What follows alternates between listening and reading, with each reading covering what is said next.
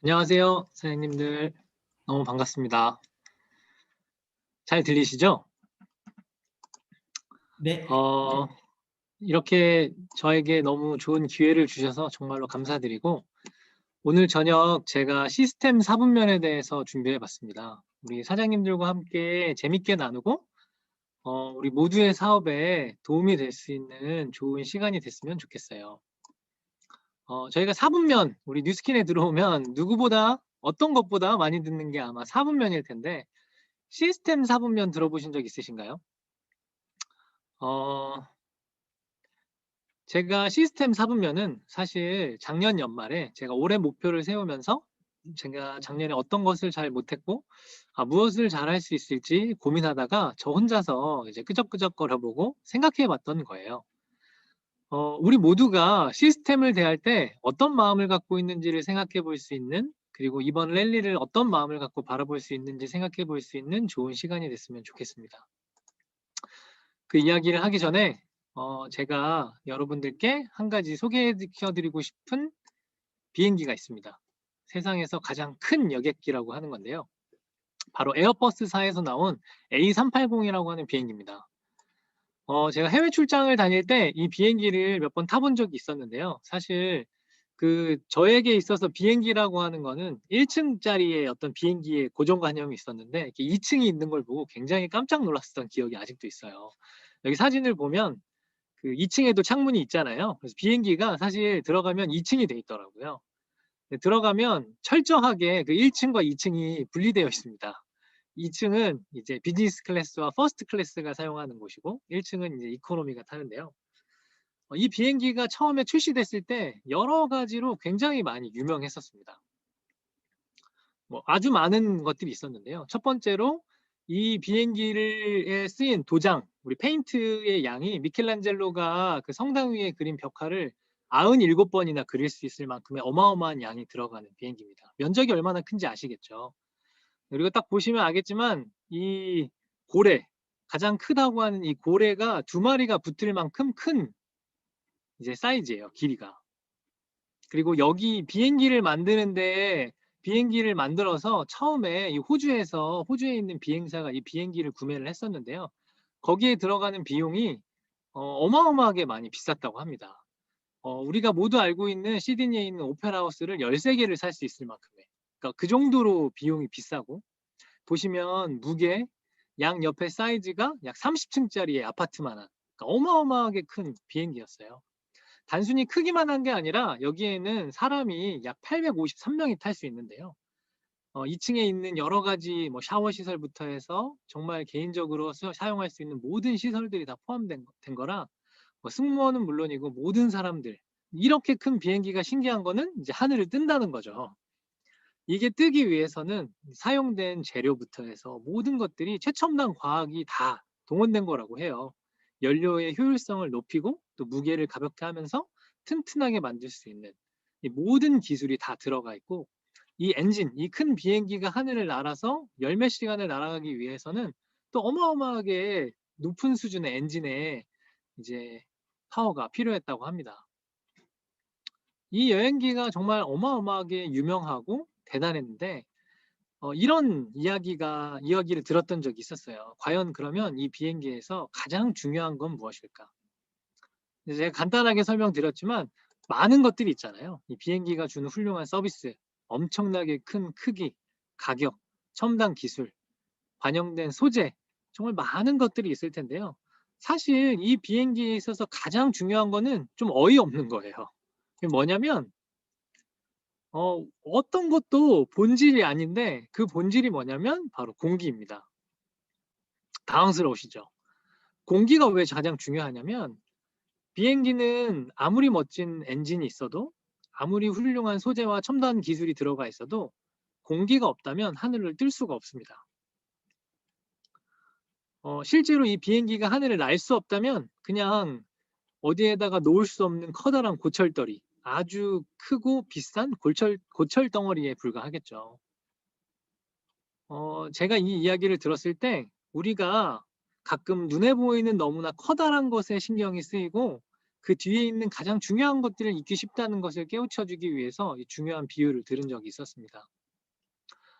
제가 이 이야기를 듣고 나서 세상에서 가장 좋은 비즈니스, 가장 큰 사업, 뉴스킨에 대해서 생각하게 됐어요.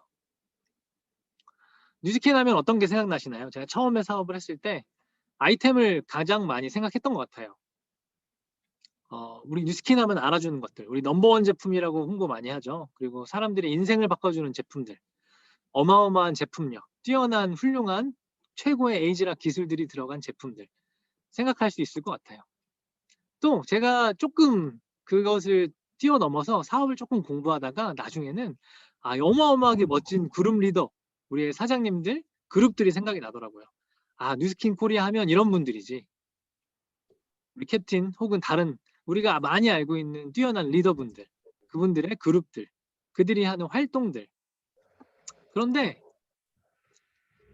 그러면 실제로 이 비즈니스에서 가장 중요한 게 눈에 보이고 정말 멋진 이런 것들일까?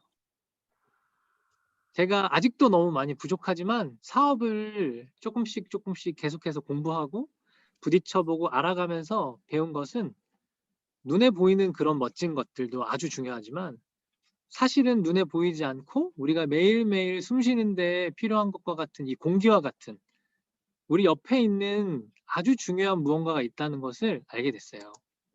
그게 뭐냐면 바로 시스템입니다. 제가 처음에 이 사업을 알아볼 때 이제 전소연 사장이 먼저 사업을 알아봤는데요.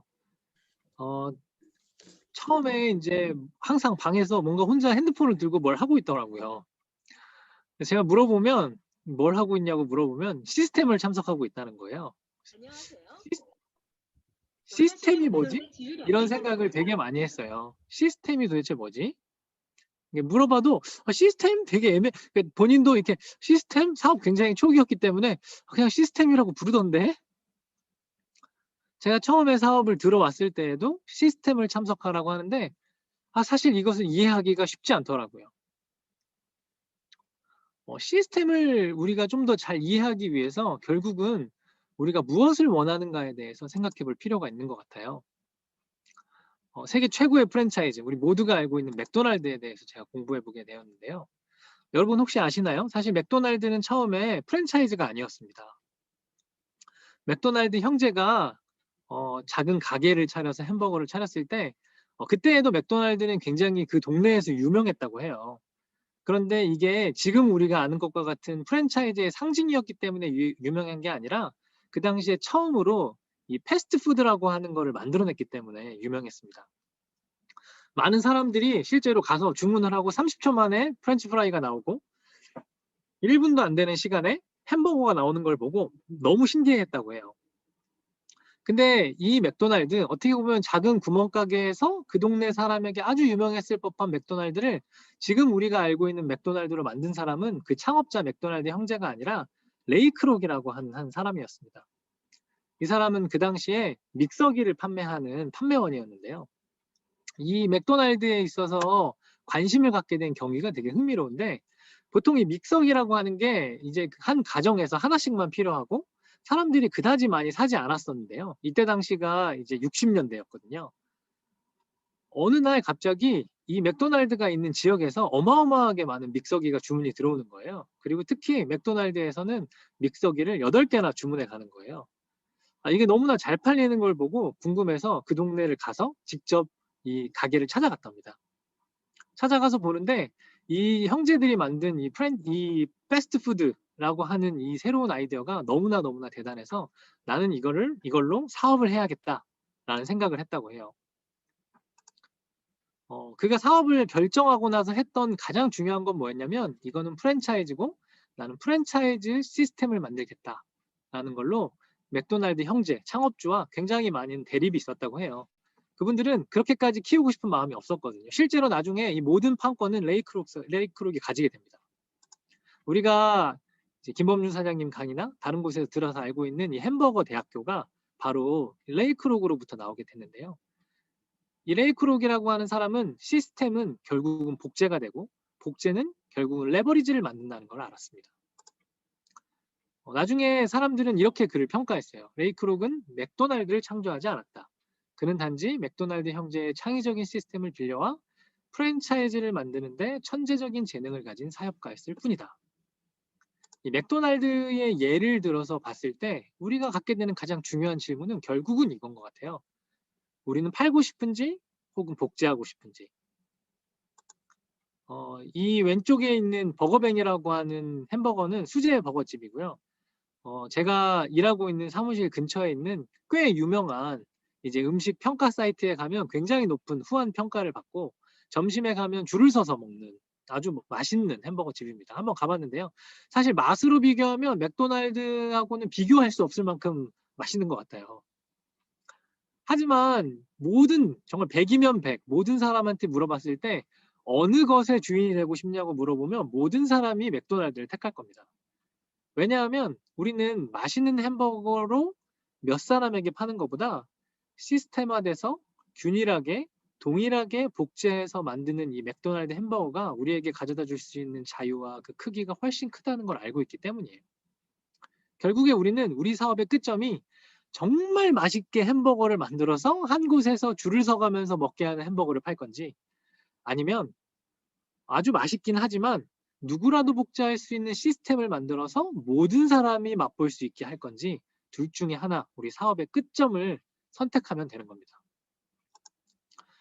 뉴스킨에 와서 가장 많이 이야기하는 이 4분면에서 왼쪽은 바로 파는 사람이고 오른쪽은 복제하는 사람이죠. 이렇게 생각해보면 우리가 4분면을 옮겨야 된다, 우리는 비사분면에 있는 사람들이라 라고 이야기하는 건 결국은 우리는 복제할 수 있는 시스템을 갖고 있는 사람이다 라는 말과 똑같다고 생각합니다. 우리가 강의를 통해서 우리의 리더분들께 정말 많은 메시지를 듣는데 대부분의 메시지는 우리가 근로자, 노동소득을 버는 이 왼쪽 4분면에서 오른쪽으로 성장해야 된다는 이야기인데요. 결국 그 성장은 이 시스템의 중요성을 알고 있느냐 없느냐, 이 시스템이 나에게 있어서 얼마나 큰 의미가 있느냐, 결국 차이는 시스템이라는 생각을 하게 됩니다. 결국 우리는 시스템을 소유하기 전에는 4분면의 이동을 할 수가 없는 거예요. 저는 처음에 뉴스킨을 하기만 하면 제 4분면을 옮기는 거라고 생각했어요. 뉴스킨을 하고 가서 STP를 하고 우리 이제 스폰서님들이 말씀하시는 것들을 나가서 행동을 하고 열심히 일을 하면 내가 비사분면에 있다라고 생각했는데, 사실 그거는 버거뱅, 우리가 하나 햄버거를 정말 맛있게 만드는 과정과 큰 차이가 없습니다. 그것을 복제해내고 그런 것들을 복제할 수 있는 시스템 안에 완전히 조인되지 않는다면 우리의 4분면은 아직 그대로 그냥 열심히 일하는 근로소득 뉴스키너일 뿐이에요. 제가 이 생각을 하게 된 건 결국은 작년이었는데요. 작년 연말에 제가 사실 올 초에 우리 전체 캡틴 그룹에서 저의 올해 목표를 발표한 적이 있었는데요. 그때 제가 저의 작년을 이렇게 분석을 했었어요. 같이 내가 어떤 것을 잘못했는지. 제가 생각했을 때 제가 가장 착각했던 건 바로 시스템이었습니다. 제가 저희 스폰서님들께 너무 죄송하고 너무 부끄럽게도 이 시스템이라는 것의 중요성을 그렇게 잘 몰랐던 것 같아요. 물론 핑계는 여러 가지가 있었어요. 제가 쿠웨이트에 있기도 했었고 여러 가지 시간이 잘 맞지 않았던 것도 있었고 이제 여기 안에 갖고 있는 많은 시스템들이 저와는 어울리지 않는다고 생각하는 것도 많이 있었습니다. 하지만 짧은 몇 개월이었지만 작년에 한 달을 이제 뒤돌아봤을 때 나는 내가 원하는 자유를 4분면을 이동해서 얻어야 되는데 내가 했던 노력들은 그냥 이 왼쪽 4분면, 근로자와 자영업자, 결국 노동소득을 하는 사람들 안에 있는 노력으로 하는 것과 전혀 차이가 없었다는 것을 깨달았어요. 너무 많이 부끄러웠고 올해 나는 꼭 4분면을 옮겨야 되고 그거는 결국 내가 할 수 있는 모든 시스템에 완벽하게 참석하고 단순히 참석하는 게 아니라 거기에 기여하는 사람이 되겠다라고 다짐하게 됐습니다. 그렇게 하면서 봤을 때 신기한 거는 이 시스템에도 4분면이 있더라고요. 우리가 현금 흐름, 우리의 직업에만 4분면이 있는 게 아니라 시스템에도 같은 시스템인데 참석하는 사람에 따라서 4가지 부류가 있습니다. 참여하는 사람, 돕는 사람, 만드는 사람, 그리고 소유하는 사람. 제가 작년에 저를 뒤를 돌아봤을 때 저는 이 참여하는 사람, 그러니까 정말 근로자였죠. 저의 그 직업과 똑같은 위치였던 것 같아요. 제가 하나하나를 생각해 보면서 저는 이 사람들이 어떤 특징을 갖고 있는지를 조금 이해하게 됐습니다. 먼저 참여하는 사람. 이사분면에 있는 우리 뉴스킨 사업자들은 어떤 시스템이 있으면 그것에 참석을 할지 안 할지를 고민합니다. 어떤 시스템이든지 상관은 없는 것 같아요. 이 신기한 거는 이 사분면이 그때그때마다 달라지는 것 같기도 하고요. 해당 시스템마다 달라지는 것 같아요. 우리가 마치 어느 순간에는 이제 비즈니스 우리 사업주 오너처럼 생각을 하다가 어느 순간만 되면 갑자기 쪼그라들어서 근로자가 되는 것처럼 시스템에도 어떤 거 하나 내가 너무 좋아하는 독서 미팅 혹은 캡틴 그룹 미팅은 정말 재밌고 열심히 하는데 어떤 거 하나는 '아 이거는 나와 관계가 없는데.' 라고 나도 모르게 뒤로 빠지는 때가 있는 것 같아요. 그럴 때 우리는 내가 이것에 참석을 할지 안 할지를 고민하게 됩니다. 두 번째는 내가 이 시스템에 돕는 사람이 될 거냐라는 것을 생각하는 돕는 사람입니다. 이들은 참석은 열심히 하는데요. 이 시스템에 내가 기여를 할지 말지를 고민합니다. 특히 예를 들면 뭐 여러 가지 있잖아요. 우리가 뭐 방금도 우리 김인 사장님이 뭐 카메라를 뭐 화면을 켜고 뭘 해주세요. 혹은 소리를 질러 뭐 소리를 같이 내주세요. 함께 인사를 해주세요. 혹은 우리가 무언가를 할 때 질문을 하세요. 뭐 애프터를 나눠주세요. 우리에게는 사실 그 시스템에 기여할 수 있는 기회가 굉장히 많이 있는데 우리는 그때마다 내가 이걸 부탁을 받고 나한테 이렇게 딱 지적이 오면 혹은 내가 먼저 할 건지 이런 고민들을 하게 되는 것 같아요. 세 번째 부류의 사람들도 있습니다. 이 사람들은 만드는 사람들인데요. 이 그룹의 이 사분면에 있는 사람들은 어떻게 하면 내가 이 시스템 안에 있는 걸 최대한 사용할 수 있을까? 어떻게 하면 이 시스템을 더 잘 발전시킬 수 있을까라는 걸 고민하는 사람들입니다. 그들은 어떻게 하면 내가 이 시스템을 잘 복제할 수 있는지, 어떻게 하면 내가 이걸 가지고 성장할 수 있는지를 고민해요. 저희가 이제 저희 부부가 EVP가 되고 나서 받은 가장 큰 행복한 느낌 중에 하나는 저희가 매주 일요일마다 하는 리더 미팅에 참석하는 건데 어, 정말 많은 분들이 이 시스템을 위해서 작년에 어떻게 보면 제가 소홀히 했던 이 시스템 하나하나를 위해서 얼마나 많은 노력과 고생을 했는지를 좀 알게 됐어요. 그런데 신기한 거는 제가 이 리드방에 들어가고 나서야 깨닫게 된 건 뭐냐면 그곳에서 뭐 강의를 하거나 혹은 어떤 것을 주최하거나 준비하는 사람만이 만드는 사람이 아니라는 겁니다. 리더방에서 항상 하는 이야기 중에 하나는 뭐냐면 어떻게 하면 우리 사업자분들이 우리 파트너 사장님들이 이 시스템 안에서 자발적으로 참여하고 최대한 성장하고 얻어갈 수 있는지를 항상 이야기하는 것 같아요. 그 말은 즉 뭐냐? 우리가 아무리 좋은 거를 만들고 우리의 리더분들께서 아무리 훌륭한 초대 세미나를 준비하셔서 사업자분들, 리더분들, 성공하신 분들을 초대해도 여기에 계신 사장님들이 참석하지 않고 비디오를 켜고 애프터를 나누고 변화하지 않는다면 사실 이 시스템, 이 세미나는 만들어질 수 없는 것 같아요. 우리 모두가 함께 만들 수 있습니다. 마지막은 뭐냐면 이 시스템을 소유하는 사람입니다. 이들은 자신의 성공만이 아니라 어떻게 하면 다른 사람의 성공을 이 시스템을 통해서 도울지 생각합니다. 다른 사람들이 어떻게 복제할지, 어떻게 성공할지를 항상 고민하고 지금 있는 것에서 어떻게 하면 사람들이 더 잘 배울 수 있을까라는 것을 고민하는 사람들인 것 같아요. 대표적으로는 우리 여기 방에 계시는 리더분들이시죠. 우리 리더 사장님들로부터 우리가 항상 정말 많은 그분들의 영감과 그 고민 속에서 태어난 시스템들의 축복을 받고 있는데요. 이런 사람들이 있는 것 같아요. 우리 사장님들께서는 혹시 그 4개 중에 어디에 계신가요? 그때그때 다를 것 같아요. 중요한 거는 시스템 사분면에 어디에 위치하시는지는 현금 흐름 사분면의 위치를 결정하게 될 겁니다. 정말 비슷하더라고요. 항상 이야기하는 게 강의 들을 때마다 제가 처음엔 잘 이해가 되지 않았는데 우리가 사분면이 옮겨가는 거는 우리의 그룹의 크기 혹은 매출의 크기, GV, OV의 크기에 따라 달린 게 아니라 우리가 어떻게 생각하고 우리가 얼마나 성장했는지에 따라 달라진다고 했는데요. 가장 큰 부분을 차지하는 거는 바로 이 시스템에 대한 우리의 자세인 것 같습니다. 제가 요즘에 너무나 재밌게 읽고 있는 책 아주 작은 습관의 힘 중에서는 이런 말이 나옵니다.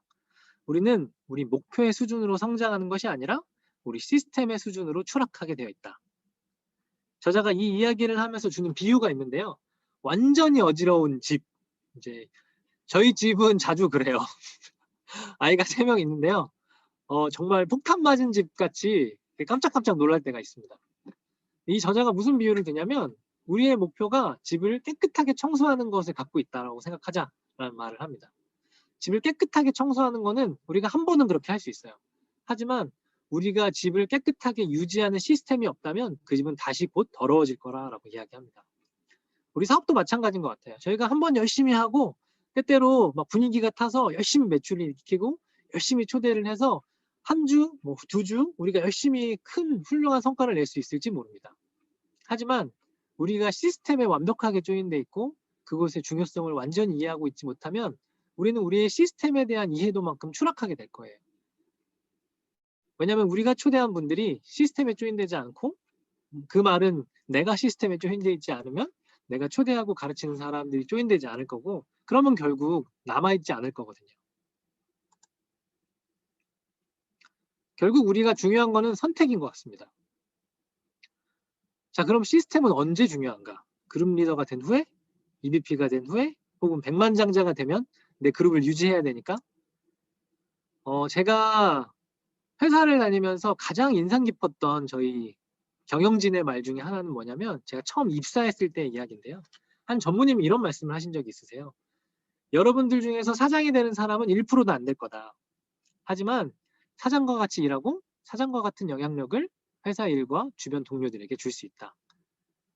모든 사람이 사장이 될 수 없지만 이렇게 하는 사람들만이 사장이 될 수 있다. 라는 이야기를 한 적이 있어요.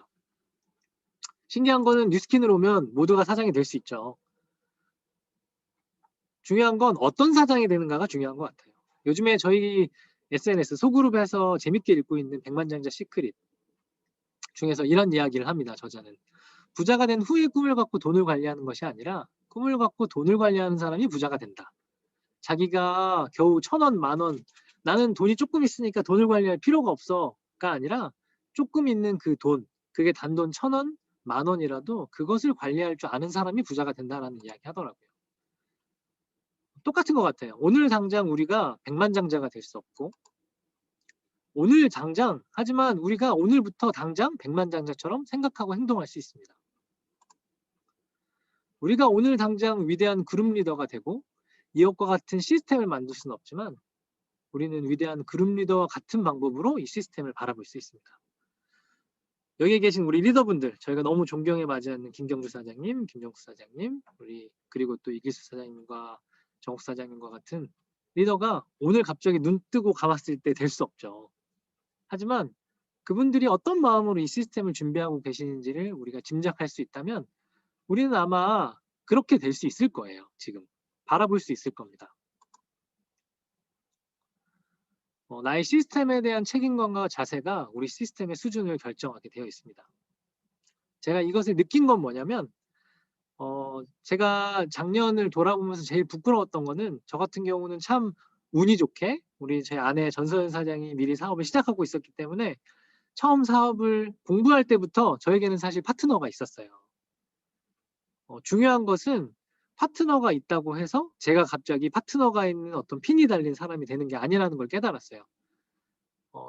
항상 TV 이렇게 같이 줌을 켜면 같이 보이는데 저의 모습이 결국은 내가 초대한 사람의 수준과 같이 떨어지게 되겠구나라는 생각을 받고 너무나 깜짝 놀랐던 적이 있었습니다. 중요한 거는 우리가 바로 관점을 변화시키는 건데요. 그 똑같은 책의 저자는 관점의 변화에 대해서 이렇게 설명했습니다. 관점에는 3가지가 있다. 우리가 어떤 행동을 변화시키고 관점을 변화시키기 위해서 사람들이 가장 많이 쓰는 건 결과를 바꾸는 거. 우리가 다이어트를 한다고 하면 뭐 샐러드를 먹고 이제 좋지 않은 음식을 먹지 않는다. 이런 거는 결과라고 한다면 과정은 미리미리 샐러드의 장을 봐서 우리가 쉽게 볼 수 있는 곳에 놓는다. 그러니까 습관을 들이거나 시간 스케줄을 짜놓고 어떤 일정 시간을 비워놓는 건 과정입니다. 그런데 가장 중요한 거는 정체성을 갖는 것이 가장 중요하다는 것을 이 사람은 말했습니다. 그때그때 결심할 필요가 없게 나는 건강한 식습관을 가진 사람이야 라고 생각하라는 겁니다. 시스템도 마찬가지인 것 같아요. 결과만 놓고 보면 자 지금 비디오를 켜세요. 혹은 지금 무엇을 하세요. 지금 애프터를 나눠주시겠어요? 그렇게 할 때 나는 하겠다라는 것이 결과 목표라고 한다면, 과정 목표는 나 혼자 습관을 들이는 거예요. 이런 목표. 그러니까 일주일에 한 번은 나는 꼭 무언가를 하겠다. 나는 이 시간에는 꼭 비워놓고 이때는 무엇을 하겠다. 하지만 반면에 정체성은 나는 백만장자 사장이다. 나는 나의 그룹이 300명이 있는 그룹 리더다. 나는 PA다. 라고 생각하는 겁니다. 제가 교회를 다니는데요. 예수님의 가르침 중에 이런 이야기가 있어요. 이거는 이제 모세의 율법이잖아요. 아주 옛날에 살인하지 말라, 도둑질하지 말라, 막 이런 계명들이 있었던 적이 있었습니다. 하지만 나중에 예수님이 온 신약에는 너무 단순하게 계명을 만드셨어요. 내 이웃을 사랑하라, 이 한마디로. 이게 결과와 정체성의 차이인 것 같아요. 이웃을 사랑하는 사람이 살인이나 도둑질을 할 이유가 없죠. 아마 이 목표들보다 훨씬 큰 의미를 이 사람들은 갖게 될 겁니다. 우리 사업에 있어서도 마찬가지인 것 같아요. 이런 많은 것들을 우리가 하나하나 생각하는 것보다 우리 시스템에 들어와 있는 1대 파트너를 생각해 보시는 거예요. 제가 전에 들었던 강의 중에 저의 뒤통수를 맞은 것과 같이 저에게 너무 큰 충격을 줬던 강의 중에 하나가 하정열 사장님이 했던 강의인데요. 하정열 사장님께서 지금 여러분이 참석하고 있는 시스템에 들어와 있는 1대 파트너가 여러분의 그룹의 크기이고 여러분의 사업자로서의 성적표다라는 말을 한 적이 있습니다. 그래서 제가 항상 상상하고자 제가 세운 목표는 지금 내가 있는 이곳에 내 파트너 300명이 모인 것을 상상하라입니다. 전소연 사장하고도 항상 이야기하는데요. 강의할 때 지금 70명, 80명만이 있는 게 아니라 나로부터 나온 나의 다운라인이, 나의 1대 파트너가 300명이 들어와 있다면 나는 어떤 자세로 어떻게 있을까? 라는 상상을 하자라고 이야기했습니다. 랠리에 대해서 이야기하고 싶은데요. 랠리에 있어서 우리는 어디에 있나요? 이 네 번째 사분면, 소유하는 분들의 이야기를 좀 들려드리고 싶어요. 제가 리더 미팅을 참석하고 얼마 안 돼서 사실 리더 미팅이 한번 굉장히 길었던 적이 있습니다. 그날 우리 김경주 사장님께서 어떤 이야기를 하셨는데요. 평상시에 사실 그 김경주 사장님을 비롯한 모든 리더 사장님들께서 굉장히 뭐라고 해야 되지? 이렇게 민주적이세요. 정말 어리고 사업 경험도 이렇게 일천한 사람들의 이야기도 정말 귀담아 들어주시거든요. 근데 신기하게 그날은 김경주 사장님께서 그 뭔가 그 머릿속에 이게 답을 딱 정해놓은 듯한, 야, 이렇게 하고 이렇게 하고 이렇게 하고 한 2시간을 넘게 한 것 같은데, 그날 김경주 사장님이 그날 한 2시간의 이야기가 저희가 3월에 한 랠리가 됐습니다.